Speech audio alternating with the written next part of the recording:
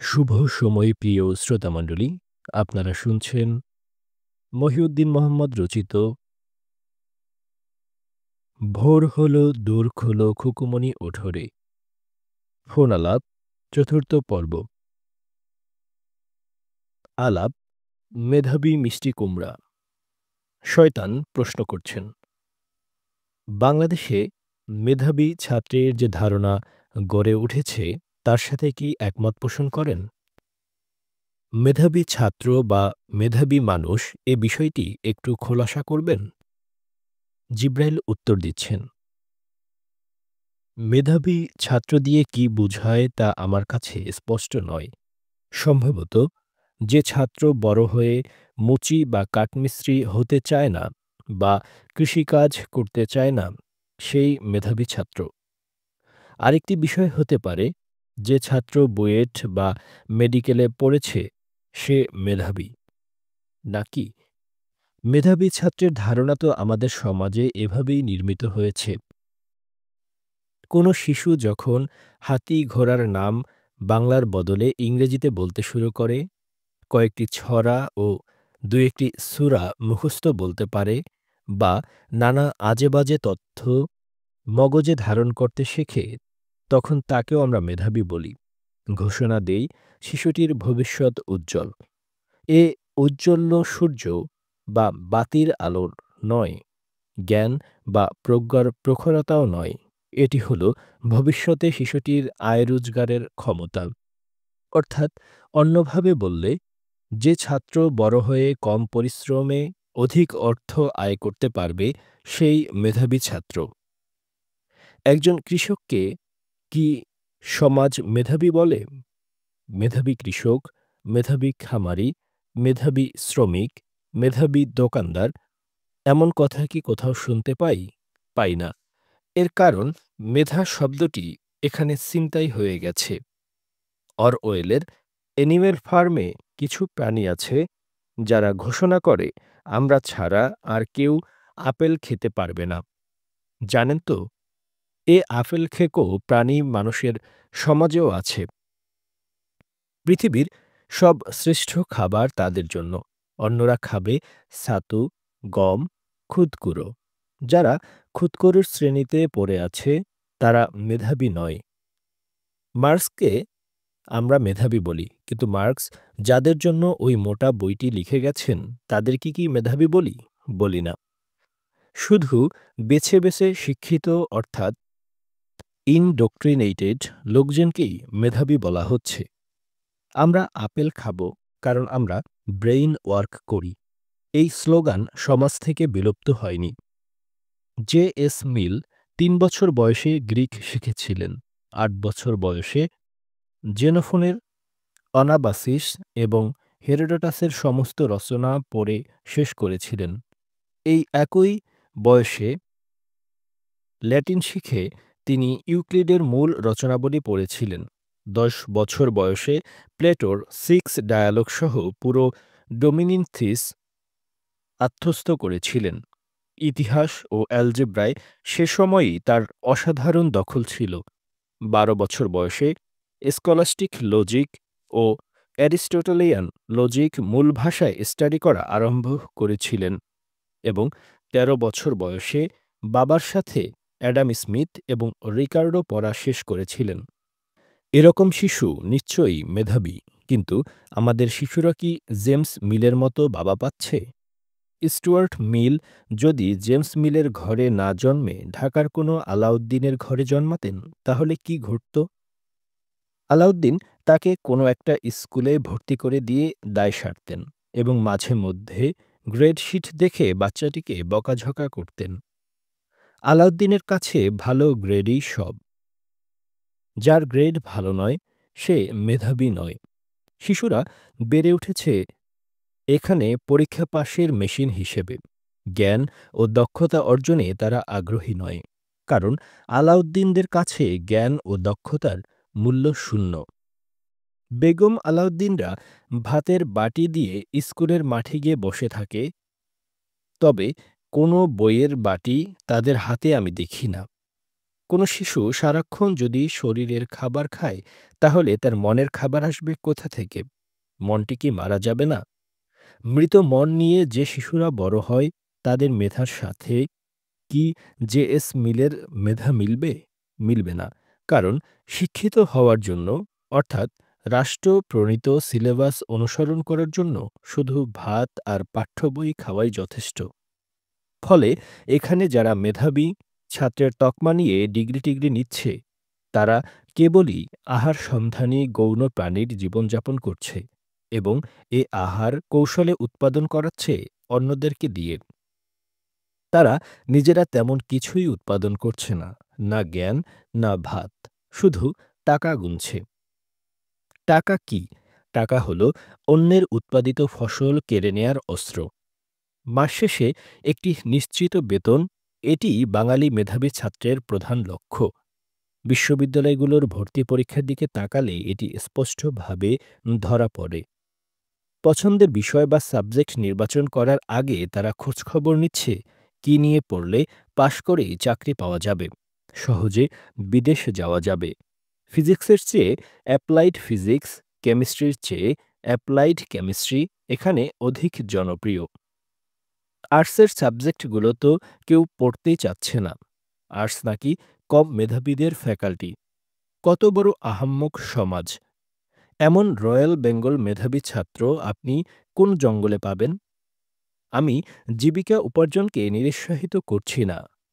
কিন্তু জীবিকাকে মেধা দ্বারা গ্লোরিফাই করার যে প্রবণতা, সেটি ঠিক হচ্ছে না। আলাপ: প্রতিভাবান শ্রমিক। শয়তান প্রশ্ন করছেন, তার মানে আমাদের দেশে যারা বিভিন্ন পরীক্ষায় ভালো ফল করে বা রাত-দিন পড়াশোনা করে, তারা মেধাবী নয়? জিব্রাইল উত্তর দিচ্ছেন, একটি খারাপ সিস্টেমে ভালো ফল করা আর একটি ভালো সিস্টেমে ভালো ফল করা, এ দুটি এক জিনিস নয়। আমাদের এখানে যে শিক্ষা ব্যবস্থা চালু আছে, সেটিকে কি কোনো মানদণ্ডে ভালো বলা চলে? এখানে ছাত্রদের অ্যাক্টিভিটি কি?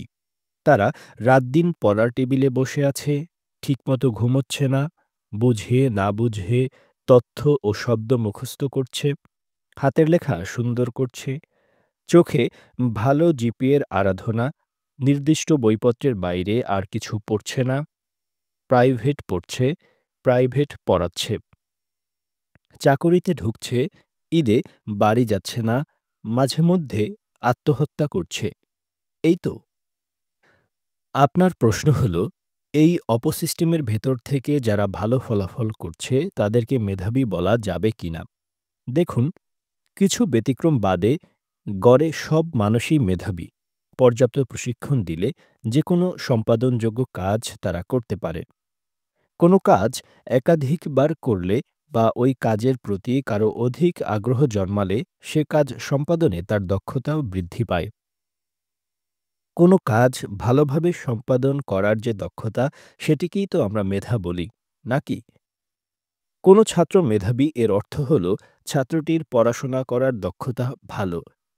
কোনো শিক্ষার্থী মেধাবী, এটি দিয়ে বোঝায় তার নতুন কিছু শেখার দক্ষতা আছে। এখন পড়াশোনা কি? কেউ পরীক্ষায় ভালো ফল করছে, এর অর্থ সে কি ভালো পড়াশোনা করছে? হতে পারে, আবার নাও হতে পারে। তবে এটি আমার মূল উদ্বেগের বিষয় নয়। আমার উদ্বেগ হল, ছাত্রটি আসলে কি পড়ে ভালো ফল করছে? সে যা পড়ছে তা সবার জন্য পড়ার উপযুক্ত কিনা? সে পড়ছে নাকি শুধুই মুখস্থ করছে? পড়ায় তার কোনো আগ্রহ আছে কিনা? সে কি স্বেচ্ছায় আনন্দ নিয়ে পড়ছে, নাকি পরিবার ও সমাজের চাপে পড়ছে? রাষ্ট্র তাকে পড়তে বাধ্য করছে কিনা? সে কি শিখছে, নাকি কেবলই সিলেবাস অনুসরণ করছে?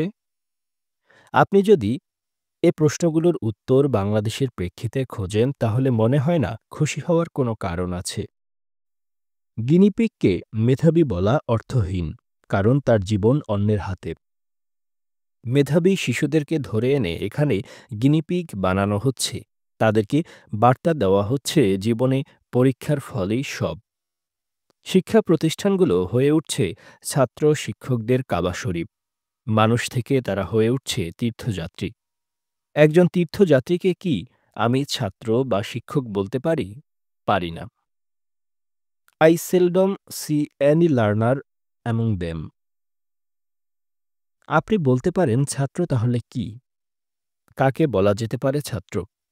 ছাত্র হলো এমন প্রাণী যে শিখতে চায়, যাকে একটি সিস্টেমের ভেতর ধরে এনে জোর করে কিছু জিনিস শেখানো হয়, সে ছাত্র নয়। মানুষ মনে করে কেউ স্কুল কলেজে গেলেই বুঝি সে ছাত্র হয়ে গেল। এ ধারণা সঠিক নয়। বরং কিছু কিছু দেশে যারা স্কুল কলেজে যায় তারাই সবচেয়ে বেশি অছাত্র। বাংলাদেশের ক্ষেত্রে এটি খুবই সত্য। এখানে যাদেরকে ছাত্র বলা হয় তাদের অধিকাংশই শিক্ষার্থী নয়, তারা তীর্থযাত্রী। দে আর নট লার্নার্স। এরা সকলেই পাল বেঁধে এগোচ্ছে সফলতার মন্দিরের দিকে। একাডেমিক পরীক্ষা তো বটেই, চাকরির পরীক্ষার ফলকেও এখানে প্রচার করা হচ্ছে সফলতার চূড়ান্ত হিসেবে। হ্যাঁ, অসচ্ছল টানাপোড়েনের ভিতর যারা জীবনযাপন করে, তাদের থেকে হঠাৎ মুক্তি আসলে বা একটি ভালো আর্থিক নিশ্চয়তা সম্পন্ন চাকুরিতে প্রবেশের সুযোগ পেলে মনে বাঁধভাঙা আনন্দ আসবেই। এটিকে উদযাপন করা যেতে পারে। এতে আমি দোষের কিছু দেখি না। কিন্তু এ ধরনের কর্মকাণ্ডকে যদি জাতীয় রোগে পরিণত করি, তাহলে বিপদ। সিংহভাগ ছাত্রের লক্ষ্য এখানে অর্থনৈতিক মুক্তি। যারা শিক্ষক হচ্ছেন, তাদেরও সিংহভাগ অর্থনৈতিক মুক্তির লক্ষ্যেই হচ্ছেন। ফলে ছাত্র ও শিক্ষক উভয় দলই শিক্ষার মূল লক্ষ্য থেকে বিচ্যুত হচ্ছেন। অর্থনৈতিক মুক্তি সব মানুষেরই দরকার, এটির প্রয়োজন আছে। কিন্তু একটি রাষ্ট্রের সব মানুষই যদি গণহারে অর্থনৈতিক মুক্তির পেছনে ছোটে, তাহলে সেটি রাষ্ট্র ও জাতির জন্য শুভ নয়। কোনো সমাজে কেবলই অর্থবিত্তের প্রতিযোগিতা থাকলে সে সমাজ মেদবহুল ও একঘেয়ে হয়ে ওঠে। প্রতিযোগিতায় বৈচিত্র্য থাকতে হয়। শিক্ষার একটি বড় লক্ষ্য হওয়া উচিত সমাজে প্রতিযোগিতার বৈচিত্র্য নিশ্চিত করা। কেউ অর্থের জন্য প্রতিযোগিতা করবে, কেউ করবে অনর্থের জন্য। যারা অনর্থের জন্য প্রতিযোগিতা করেন তাদেরকে কি আমাদের সমাজে মেধাবী বলা হয়? হয় না। এক্ষেত্রে রাষ্ট্রের আচরণ লক্ষণীয়। রাষ্ট্র এখানে এত বেশি অর্থনৈতিক বৈষম্য জিইয়ে রেখেছে যে একজন মানুষের পক্ষে অর্থনৈতিক মুক্তি ছাড়া আর কোনো মুক্তি অর্জনের স্বপ্ন দেখা কঠিন। এবার আসি মূল প্রসঙ্গে। আমরা যেটিকে প্রতিভা বলি, সেটি এক অর্থে সব মানুষেরই আছে। সমস্যা হলো প্রতিভাটা কোন দিকে বিকশিত হচ্ছে এটি আমরা ধরতে পারি না। আমস্টারডাম বিশ্ববিদ্যালয়ের একদল গবেষক দেখিয়েছেন প্রতিভা বা অ্যাপটিচিউড বা এক্সেপশনাল ট্যালেন্ট এ বিষয়গুলো কিছুটা জেনেটিক, কিছুটা এনভায়রনমেন্টাল। সুস্থ সবল সকল মানুষেরই মস্তিষ্কের গঠন মোটামুটি এক। উপযুক্ত পরিবেশ পেলে জ্ঞান ও শিল্পকলার যে কোনো শাখায় সে দক্ষ হয়ে উঠতে পারে। অ্যাপটিচিউড বা এক্সেপশনাল ট্যালেন্ট প্রদর্শন করতে পারে। আপনি বাক ফ্যামিলির দিকে তাকান। বাক পরিবারের প্রায় সবাই সঙ্গীতে পারদর্শী, খুবই ট্যালেন্টেড। কারণ ওই পরিবারের শিশুরা শৈশব থেকেই বড়দের হাতে সঙ্গীতের প্রশিক্ষণ পেয়ে আসছে। এক্ষেত্রে হেরিটেবিলিটি বা বংশীয় কারণের চেয়ে পারিবারিক পরিবেশ বড় ভূমিকা পালন করছে। ম্যালকম গ্ল্যাডওয়েল তার আউটলায়ার্স বইয়ে দাবি করেছেন, কোনো বিষয়ে এক্সপার্ট হতে বা প্রশংসাযোগ্য দক্ষতা অর্জন করতে প্রায় ১০,০০০ ঘণ্টা অনুশীলন ও সাধনা করা দরকার। ১০,০০০ ঘণ্টা, ১০ বছর। সুতরাং মোটা দাগে বলা যায়, মেধার বিকাশ ঘটাতে হলে বা কোনো বিষয়ে উৎকর্ষ সাধন করতে হলে মানুষকে নির্দিষ্ট লক্ষ্য সামনে রেখে পরিশ্রম করতে হবে, অর্থাৎ খেটে মরতে হবে। প্রশ্ন হলো, কে কোন বিষয়ে খাটবে? এক্ষেত্রে কৌতূহল, আগ্রহ, আনন্দ, পরিবেশ, পরিবার এ বিষয়গুলো সামনে চলে আসে। দস্তাবয়েস্কির এক ন্যানি ছিলেন, নাম এলেনা, যিনি শৈশবে তাকে নিয়মিত গল্প শোনাতেন। ৪ বছর বয়সে দস্তাবয়েস্কির মা তাকে বাইবেল পড়তে দিয়েছিলেন। তার বাবা-মা দুজনেই প্রচুর বই পড়তেন। তাদের মাধ্যমেই শৈশবে দস্তয়েভস্কির পরিচয় ঘটেছিল দেরজাবিন, কারামজিন ও পুশকিনের কবিতার সাথে, র্যাডক্লিফের গথিক ফিকশনের সাথে, গোগোলের গল্প ও উপন্যাসের সাথে, শিলার ও গ্যেটের রোমান্টিক রচনার সাথে। সার্ভান্তেস, যিনি ডন কুইক্সাট লিখেছিলেন, তার সাথেও দস্তয়েভস্কির তখন থেকেই পরিচয়। ফলে সাহিত্যের প্রতি স্বাভাবিকভাবেই তার খুব আগ্রহ জন্মায়। যিনি অনেক পড়তে জানেন, তিনি অনেক লিখতেও জানেন। দস্তয়েভস্কি লিখতে শুরু করেছিলেন, কিন্তু একদিনই কি দস্তয়েভস্কি মহৎ লেখক হয়ে উঠেছিলেন?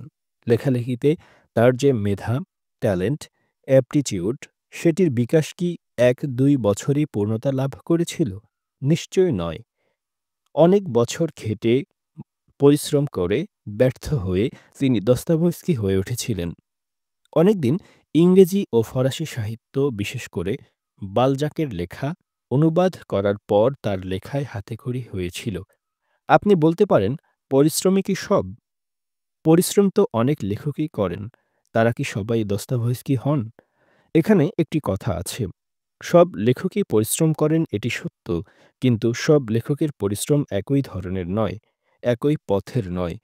কেউ আজেবাজে জিনিস নিয়ে পরিশ্রম করেন, কেউ করেন উৎকৃষ্ট জিনিস নিয়ে।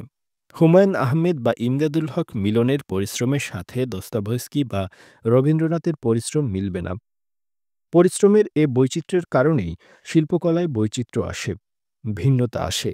আমাদের এখানে লাখ লাখ ছেলেমেয়ে জিপিএ 5 এর জন্য পরিশ্রম করছে, বিসিএসে উত্তীর্ণ হওয়ার জন্য খেটে মরছে। কিন্তু এ পরিশ্রমে কোনো বৈচিত্র্য নেই, ভিন্নতা নেই। সবাই একই জিনিস পড়ছে, মুখস্থ করছে, সফলতা পাচ্ছে। ফলে এটি এক অর্থে পরিণত হচ্ছে বেগার খাটুনিতে। কারণ সবাই তাদের মেধা একই দিকে বিকশিত করতে চাচ্ছে। সবাই ডাক্তার, ইঞ্জিনিয়ার, বিসিএস ক্যাডার হওয়ার স্বপ্ন দেখছে। বিশ্ববিদ্যালয়ে ঢুকে চাকরিমুখী বিভাগগুলোতে ভর্তি হতে চাইছে। অর্থাৎ আমাদের জাতীয় জীবনে একটি বিরাট ভ্যাকুয়াম তৈরি হচ্ছে।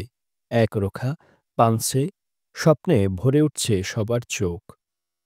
যারাই একটু প্রতিভাবান বা মেধাবী বা দক্ষ শিক্ষার্থী, তারা সামান্য ভিন্ন দিকে পরিশ্রম করলে বাংলাদেশ উপকৃত হতো। তারা সবাই দল বেঁধে একই নদীতে সাঁতার কাটছে। না, ভুল বলেছি, নদী নয়, ডোবা। এরা পচা এদো ডোবায় সাঁতার কাটছে। ফলাফল, মমতাজরা সংসদে ঢুকে গান গাইছে, অদক্ষ মানুষরা মন্ত্রণালয় চালাচ্ছে। আমাদের সংসদে একজন এমপিও কি আছেন যাকে বলা যেতে পারে মেধাবী এমপি, দক্ষ এমপি? মন্ত্রীদের দিকে তাকান। একজন মন্ত্রীর নামও কি বলতে পারবেন যাকে বলা যাবে মেধাবী মন্ত্রী? ১০ মিনিট কথা বলে আনন্দ পাব, এরকম মন্ত্রী কি ক্যাবিনেটে আছেন? আইন প্রণেতাদের আইন বিষয়ে তেমন গভীর পড়াশোনা নেই, এটি কল্পনা করা যায়? সচিবরা এখানে আইনের খসড়া প্রস্তুত করছে। আইনের মতো অতি গুরুত্বপূর্ণ একটি বিষয় এদেশে অবহেলিত। কিছু ব্যতিক্রম বাদে কেবল তলানির ছাত্ররা আইন পড়ছে। যে কোনো আধুনিক রাষ্ট্রে সবচেয়ে প্রভাব বিস্তারকারী বিষয় হল আইন। অথচ মনে হচ্ছে বুয়েট ও মেডিকেলে আইন বিভাগ না খোলা পর্যন্ত আমাদের বাবা-মারা তাদের সন্তানকে আইন পড়াতে আগ্রহী হবে না। আলাপ, ইলেকট্রনিক ফকির। শয়তান প্রশ্ন করছে, আপনি এখানে শিশুদের মনের খাবারের কথা বললেন, কিন্তু মনের খাবার আসলে কি? এর ব্যাপ্তি কেমন? কি করলে নিশ্চিত হব মনের খাবার? তা স্পষ্ট করেননি। একটু স্পষ্ট করবেন কি? জিব্রাইল উত্তর দিচ্ছেন, ভালো প্রশ্ন। তবে শুধু শিশুদের নয়, সব মানুষেরই মনের খাবার প্রয়োজন। মন কি? শরীরকে যদি কম্পিউটার হার্ডওয়্যারের সাথে তুলনা করি, তাহলে মনকে আমরা কম্পিউটার প্রোগ্রাম বা সফটওয়্যারের সাথে তুলনা করতে পারি। কগনিটিভ সাইকোলজি কি বলে?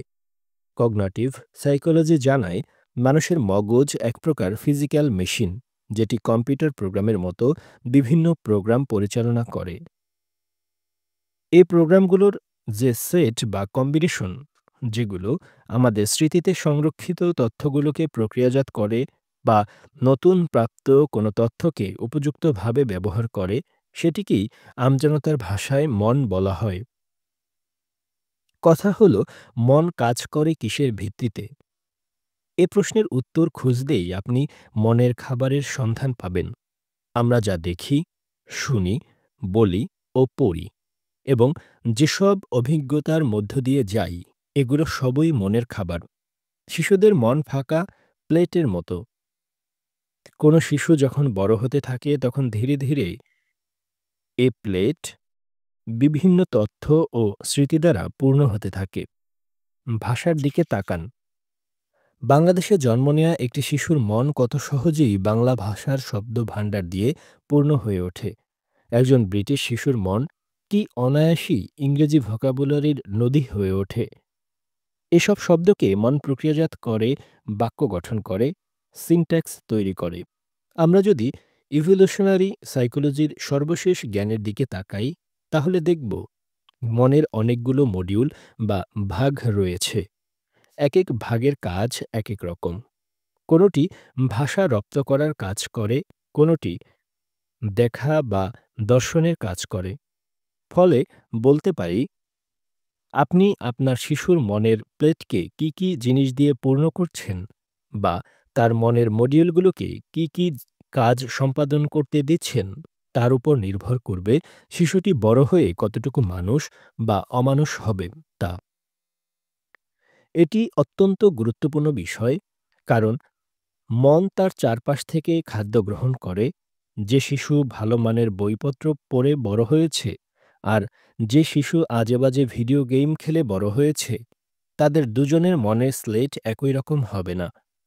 একজনের আচরণ, মানসিক অবস্থা, কল্পনা শক্তি, চিন্তা করার ক্ষমতা, কাজ করার দক্ষতা, ভাষার মান, এগুলো আরেকজনের সাথে মিলবে না। যে শিশু জীবনে কৃষিকাজ দেখেনি, একটি সবজি কি প্রক্রিয়ায় মাটি থেকে খাবারের টেবিলে আসে, এ ধারণা যে শিশু পায়নি, তার পক্ষে কৃষিকাজ ও কৃষকের গুরুত্ব অনুধাবন করা সম্ভব নয়। দুটি শিশু যদি বড় হয়ে চলচ্চিত্র পরিচালক হয় এবং তাদের একজনের শৈশব যদি পিয়ানিস্ট বা শশাঙ্ক রিডেম্পশন দিয়ে পূর্ণ থাকে, আর আরেকজনের শৈশব যদি কেয়ামত থেকে কেয়ামত বা খোঁজ দ্য সার্চ দিয়ে ভরা থাকে, তাহলে এ দুজনের বানানো সিনেমা একই মানের হবে না। আইনস্টাইন ১৩ বছর বয়সে কান্ট পড়েছিলেন। মাওলানা আবুল কালাম আজাদ, যিনি অল ইন্ডিয়া কংগ্রেসের সভাপতি ছিলেন এবং স্বাধীন ভারতের প্রথম শিক্ষামন্ত্রীর দায়িত্ব পালন করেছিলেন, তিনি শৈশবেই বাপ-মার কাছ থেকে ভালো পড়াশোনা পেয়েছিলেন। সুতরাং পেটের খাবার নয়, একটি শিশু বড় হয়ে কি হবে, কেমন হবে, এটি তার মনের খাবারের উপরই বেশি নির্ধারণ করে।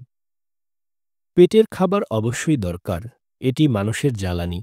পেটে খাবার না থাকলে মন কাজ করবে না।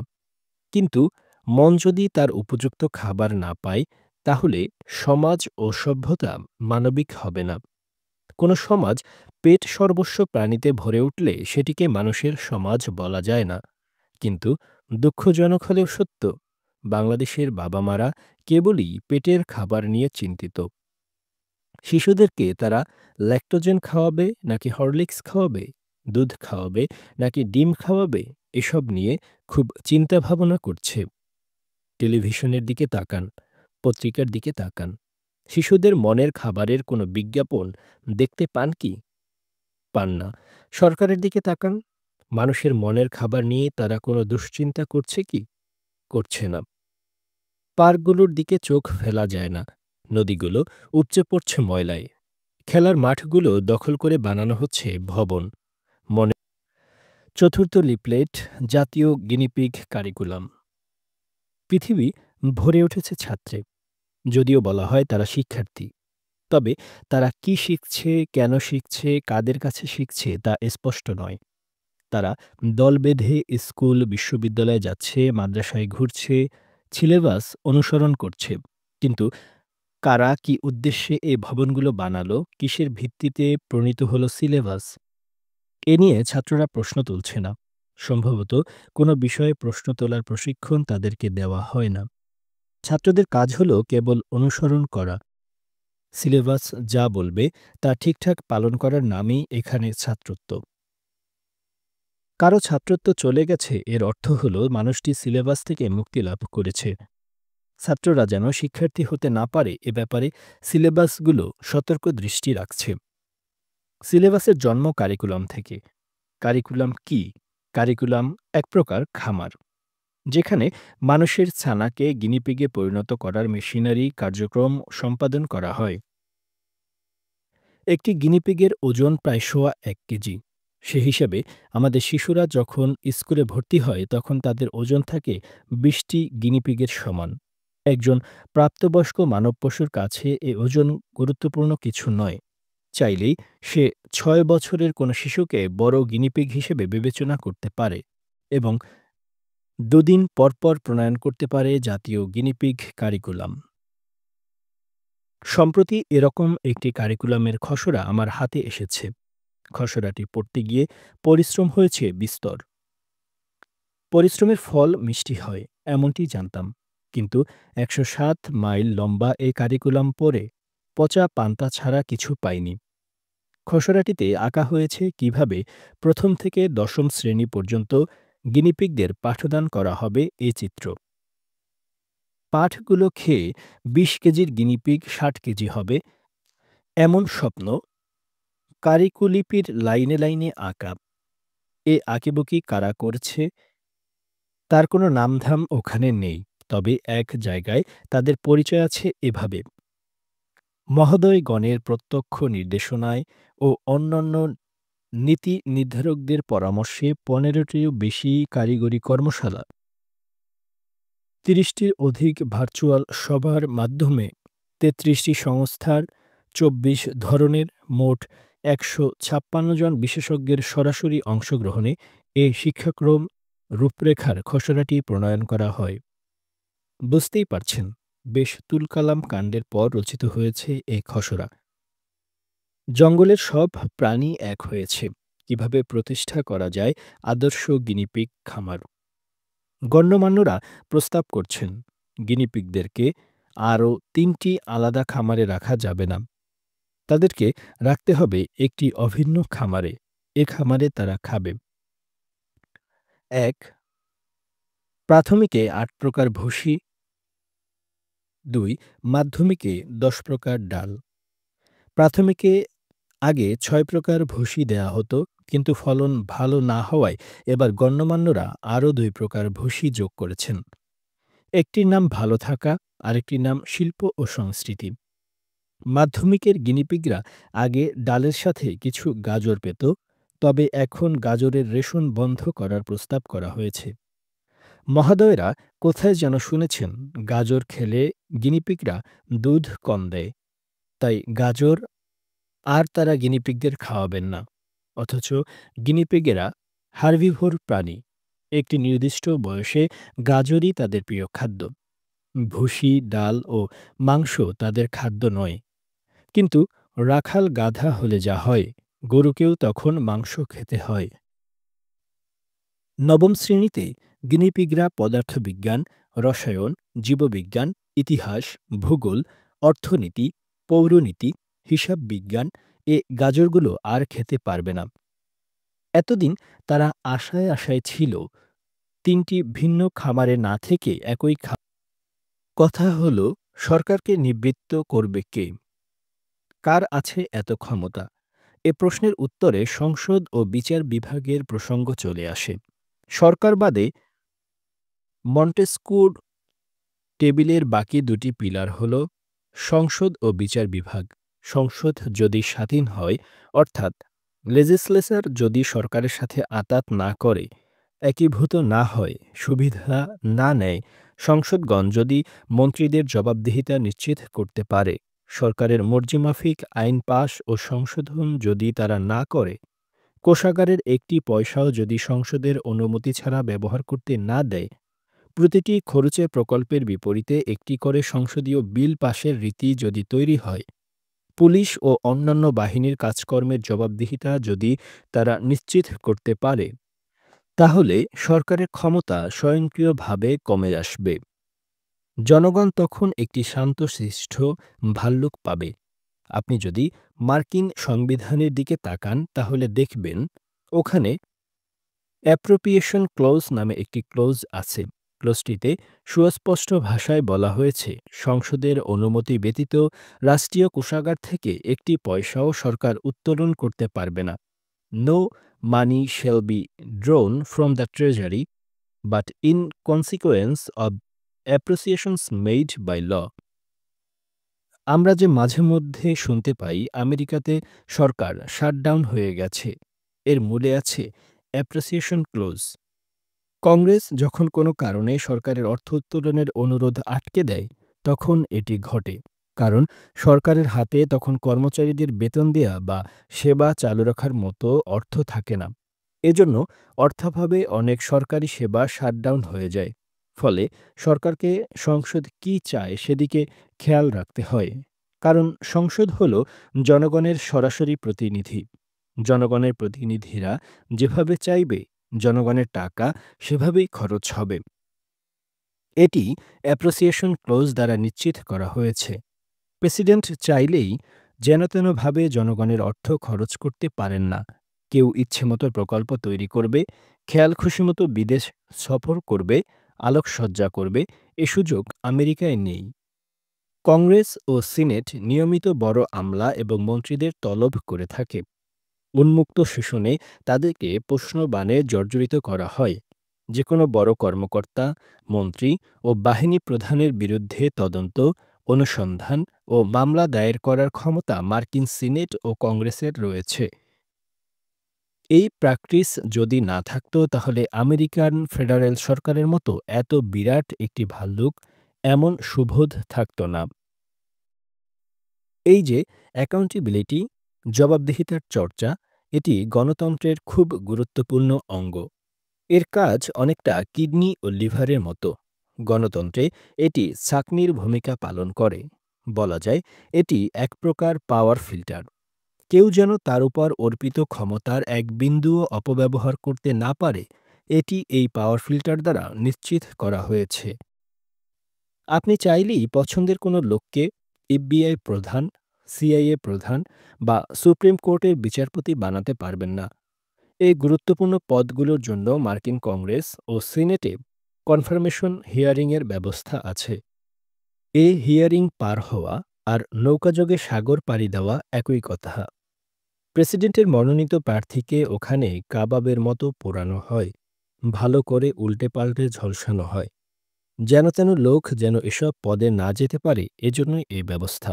মন্ত্রীদেরকেও এ প্রক্রিয়ার ভেতর দিয়ে যেতে হয়। মন্ত্রিসভা পূরণ করতে একজন প্রেসিডেন্টের অনেক দিন লেগে যায়। ফিলিবাস্টারিং ওখানে নিয়মিত ঘটনা। মাননীয় সংসদ সদস্য নোয়াখালী ৫, আপনার সময় ৫ মিনিট। এ ধরনের মুরব্বিয়ানা আমেরিকায় নেই। কোনো বিষয়ে সংসদগণ যদি মন খুলে কথাই বলতে না পারেন তাহলে এত টাকা খরচ করে পার্লামেন্ট চালু রাখার অর্থ কী? আমেরিকার সংসদে একটানা ২৪.৫ ঘণ্টা বক্তৃতা দেওয়ার রেকর্ডও আছে। সিভিল রাইটস অ্যাক্ট ১৯৫৭ যখন সিনেটে উত্থাপিত হয় তখন সিনেটর স্ট্রম থার্মড টানা ২৪ ঘণ্টা ১৮ মিনিট বক্তৃতা দিয়ে আইনটির বিরোধিতা করেছিলেন। বাংলাদেশে এমনটিও কল্পনা করা যায় না। আমাদের সংসদে যিনি স্পিকারের ভূমিকা পালন করেন তার কাজই হল সাংসদদের কথায় বাগড়া দেওয়া। কথা বলার কারণে কোনো সংসদ সদস্যের মাইক বন্ধ করে দেওয়া হচ্ছে, এটি সভ্য গণতন্ত্রে আমি কল্পনাও করতে পারি না।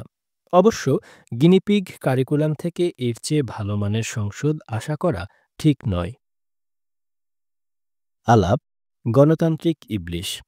শয়তান প্রশ্ন করছেন, অর্থাৎ ভালো সরকার পেতে হলে রাষ্ট্রকে আগে ভালো মানের জনগণ তৈরি করতে হবে এবং ভালো মানের জনগণ কেবল ভালো মানের শিক্ষা ব্যবস্থা থেকেই পাওয়া যেতে পারে, এই তো? জিব্রাইল: হ্যাঁ, অনেকটাই এরকমই। কোনো সমাজে সরকারের গুণগত মান ওই সমাজের বাসিন্দাদের গুণগত মানের সমানুপাতিক। সমাজের বাসিন্দাদের গুণাবলী যদি নিম্নমানের হয় তাহলে সমাজের শাসকদের গুণাবলীও নিম্নমানের হবে। সমাজ যদি মূর্খ, গোয়ার, অসৎ ও সার্টিফিকেট সর্বস্ব মানুষ দিয়ে ঠাসা থাকে তাহলে রাষ্ট্রের প্রতিষ্ঠানগুলো এ ধরনের মানুষ দিয়েই ভরা থাকবে। জনগণ স্বৈরাচারী প্রকৃতির হলে সরকারও স্বৈরাচারী হবে। পরিবারের দুর্বল সদস্যদের উপর, অর্থাৎ নারী ও শিশুদের উপর জনগণের ক্ষমতা খাটানোর অভ্যাস যদি থাকে, তাহলে সেটির প্রতিফলন মন্ত্রিসভায় দেখা যাবে। ভিন্ন মত ও ভিন্ন ধর্মের প্রতি আমজনতা যদি সহন ও শ্রদ্ধাশীল না হয়, অপছন্দের মানুষদের উপর সংগঠিত নিষ্ঠুরতা ও অবিচারকে যদি তারা উপভোগ করে, তাহলে সরকারের মাঝেও এসব গুণাবলী সংক্রমিত হবে। অনেকের ধারণা, গণতন্ত্রে সরকার বুঝি আকাশ থেকে অবতীর্ণ হয়। আসলে তা নয়। সরকার সবসময় সমাজের বাসিন্দাদের ভেতর থেকেই উৎপাদিত হয়। সমাজের দোষগুণের ছাপ সরকারের মুখে আঠার মতো লেগে থাকে। ইবলিসের সমাজে যে ফেরেশতারা সরকার গঠন করবে না, এটি অনুধাবন করতে হবে।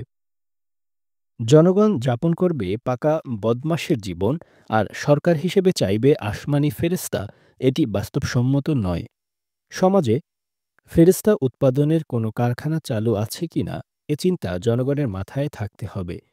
গত ৪ দিন আমি প্রায় ৩০টি রাষ্ট্রের মন্ত্রিসভা, আইনসভা ও সুপ্রিম কোর্টের গুণগত মান বিশ্লেষণ করেছি। প্রতিটিতেই দেখলাম জনগণের গড় গুণাবলী রাষ্ট্রের প্রতিষ্ঠানগুলোর ভেতর রয়েছে। যে দেশের জনগণ সৎ ও সহনশীল, সে দেশের মন্ত্রিসভারও সৎ এবং সহনশীল। বিরোধী মতের উপর তারা হাতকড়া ও বন্দুক নিয়ে চড়াও হন না। যে দেশের জনগণ অসৎ ও ফ্যাসিবাদী, সে দেশের সরকারি সংস্থাগুলোও অসৎ ও ফ্যাসিবাদী।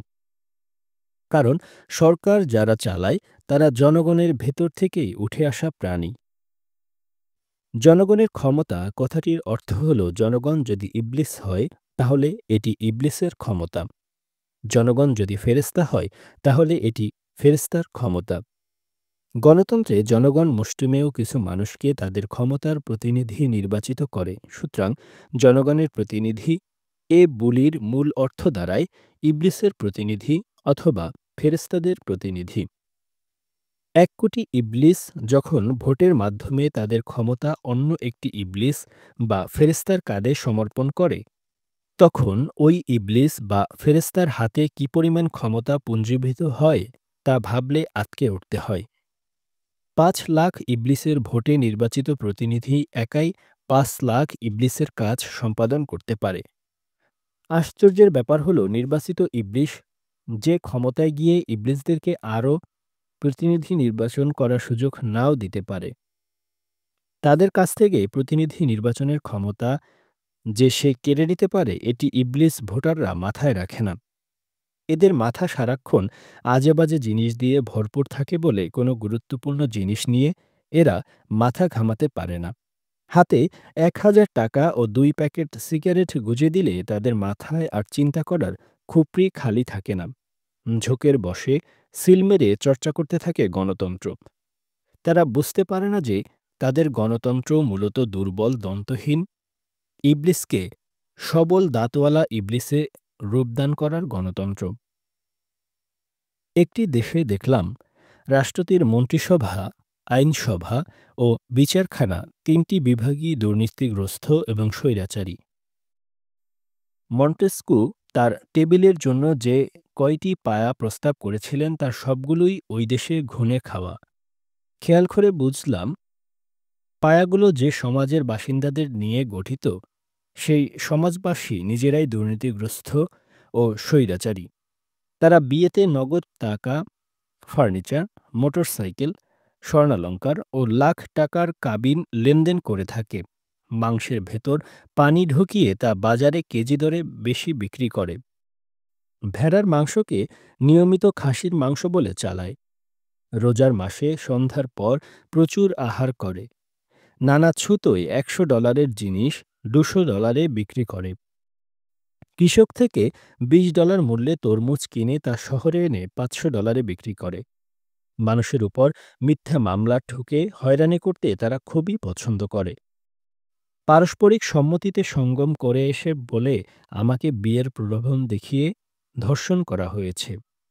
শীতকালে মাইক লাগিয়ে মিথ্যে কথার আসর বসায়। জমির আইল কেটে তা চুলের মতো সরু করে ফেলে। বাজারে পর্যাপ্ত মাংস থাকা সত্ত্বেও বিল থেকে পাখি শিকার করে। দালাল ও নৌকাযোগে নিয়মিত এরা ইউরোপ আমেরিকা যায়, যদিও রাত দিন ইউরোপ আমেরিকার ধ্বংস কামনা করে।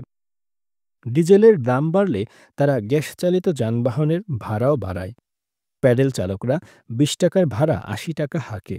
শিক্ষার্থীরা শিক্ষাঙ্গনে গিয়ে দালালি করে রাজনীতিকদের, স্লোগান দেয় বহু নিকৃষ্ট মানুষের নামে। শিল্পপতিরা শ্রমিকদেরকে বেতন দেয় হাঁস মুরগির আদারের সমান। কেউ কেউ এটিও ঠিকমতো দেয় না। পলিথিন বিস্কুটের মোড়ক, পানির বোতল এগুলো তারা চোখ বুজে রাস্তায় ফেলে। পরীক্ষার আগের রাতেই ডলার দিয়ে হাতিয়ে নেয় প্রশ্নপত্র। শিক্ষকরা পরীক্ষার খাতা মনোযোগ দিয়ে মূল্যায়ন করে না। সুন্দর ঝকঝকে দেয়ালে সাঁটানো হয় কুৎসিত পোস্টার। প্রতিটি শহরে পোস্টারে পোস্টারে ঢাকা। এমন আত্মবিনাশী জনগণের ভেতর থেকে সুবোধ গণতান্ত্রিক সরকার কিভাবে জন্ম নেবে তা আমার বুঝে আসে না। যদি স্বেচ্ছাচারিতা, সহনশীলতা ও নিষ্ঠুরতার দিকে নজর দেই, তাহলে দেখা যাবে দেশটির বাসিন্দারা ক্ষমতাহীন মানুষদের প্রতি খুব স্বৈরাচারী। পশু পাখির প্রতি তাদের মমতা নেই বললেই চলে। গরুর গলায় সারাদিন বেঁধে রাখে দড়ি। সামাজিক, সাংস্কৃতিক, ধর্মীয় এরকম নানা লাঠি দিয়ে তারা সর্বদা তককে তককে থাকে কিভাবে হামলে পড়া যায় দুর্বলের ওপর। ভিন্নমতের কাউকে এরা সহ্য করতে পারে না। কোনো ঐশী দুর্যোগ এসে যেন ভিন্ন মতাবলম্বীদের জীবন তছনছ করে দেয়, এজন্য সর্বদা দোয়া করতে থাকে। ভিন্ন মতের কেউ মারা গেলে বা গ্রেপ্তার হলে বা অন্য কোনোভাবে বিপদে পড়লে তারা সেটিকে বেশ উদযাপন করে। প্রয়োজনে নিজেই ছুরি হাতে তাকে খুন করার উদ্যোগ নেয়। নিষ্ঠুরতার দিক দিয়েও তারা অতুলনীয়। গণপিটুনির সুযোগ পেলে এক মুহূর্তেই বীরশ্রেষ্ঠ হয়ে ওঠে। বাস ভাড়া নিয়ে, খেলা নিয়ে, মসজিদের কমিটি নিয়ে এরকম হাজার ছুতোয় তারা একে অন্যের মাথা ফাটিয়ে থাকে। কেউ কোনো মন্দিরে একটি আরবি বই রেখে এলে কিয়ামত বেঁধে যায়। জ্বালাও পোড়াওর ভয়ে ভরে ওঠে চারপাশ। কেউ পরধর্মের দেবদেবতাকে গালি দিলে তারা খুব খুশি হয়, কিন্তু নিজ ধর্মের নামে কিছু শুনলে মারাত্মক আঁতকে ওঠে। এরা ভাবে আমি যাকে অপছন্দ করি তার নামে সবকিছুই বলা যাবে, কিন্তু আমি যাকে পছন্দ করি তার নামে কিছুই বলা যাবে না। অপছন্দের মানুষদের নামে কোনো খারাপ কথা শুনলে এটিকে তারা চোখ বন্ধ করে বিশ্বাস করে, কোনো সত্যতা যাচাই করতে চায় না। অর্থাৎ যাকে দেখতে পারি না তার সবই খারাপ, আর যাকে দেখতে পারি তার সবই ভালো। জনগণের এসব গুণাবলী সরকারের ভেতর সংক্রমিত না হওয়ার কোনো কারণ নেই। সমাজে মানুষের গড় আচরণ যেরকম থাকে, সেরকম আচরণ নিয়ে বেড়ে উঠেই মানুষ সরকার পরিচালনা করে। এমপি, মন্ত্রী, বিচারপতি, অধ্যাপক, আমলা এরা সবাই সমাজের বাসিন্দা। সমাজের সব অসুখ নিয়েই তারা বড় হয় এবং এ অসুখগুলো সাথে করেই তারা সরকারি দপ্তরে ঢোকে। এমন রোগী বাহিনীর কাছে আমরা কি করে চিকিৎসকের সেবা আশা করি তা বোধগম্য হচ্ছে না।